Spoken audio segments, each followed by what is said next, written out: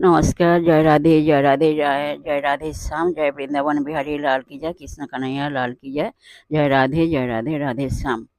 মন স্থির করা অতি কঠিন, তাহলে উপায় কি? তাহলে উপায় হলো আমাদের অভ্যাস ও বৈরাগ্যের দ্বারা মনকে স্থির করতে হবে।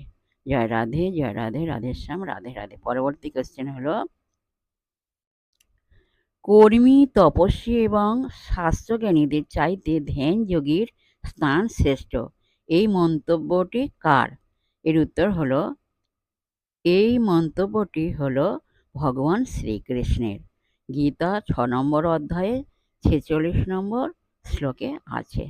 জয় রাধে শ্যাম, রাধে রাধে। জয় বৃন্দাবন বিহারী লাল।